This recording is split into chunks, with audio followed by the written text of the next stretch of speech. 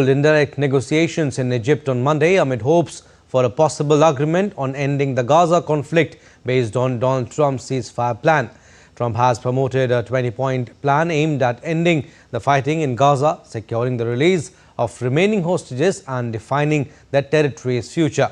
Israel and Hamas have agreed to parts of the plan. Hamas on Friday accepted the hostage release and several other elements, but sidestepped contentious points, including calls for its disarmament, which it has long rejected. Trump welcomed Hamas's response, saying he believed Hamas had shown it was ready for a lasting peace. He told Israel to stop bombing Gaza immediately, but its attacks on the enclave have continued. And speaking to reporters ahead of the talks, President Trump sounded an optimistic note, saying he and a lot of countries surrounding Israel had some very good meetings with Hamas. Yeah, we're going to very quickly. We had some very good meetings. The countries of the world, a lot of the countries surrounding Israel, frankly, Muslim, Arab, and many others have had great meetings with Hamas, and it looks like it's working. So we'll wait for a little while, see how it all turns out.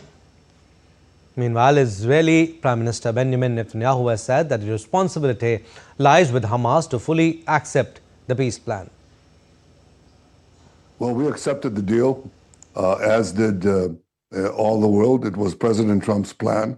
Hamas says that it accepted the deal. Now the onus is on Hamas.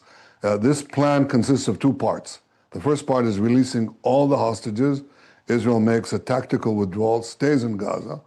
And then the second part is meant to demilitarize Gaza and disarm Hamas.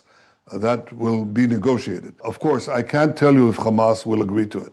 I think that it's possible.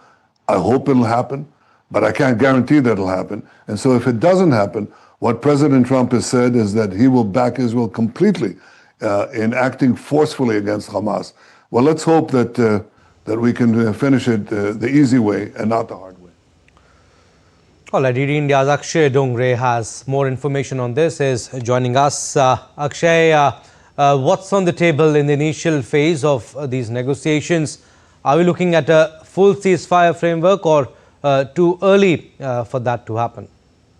Well, if the ceasefire happens, Abhishek, it is going to happen in toto, because at least the firing will stop. And it's happening from one side at this point in time. It's just Israel that's taking action against Hamas, and it's carrying out its operations in Gaza, because you don't hear Hamas rockets being fired into Tel Aviv or Jerusalem. At least in the last month, we haven't heard any of these actions being taken by Hamas.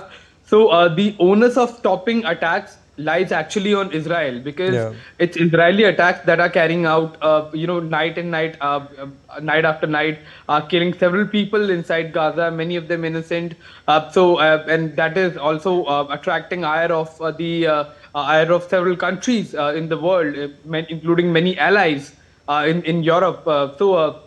That is the pressure that Israel has also. But when it comes to Hamas, yes, they have to, give back all the hostages. They have to return hostages, be it dead or alive.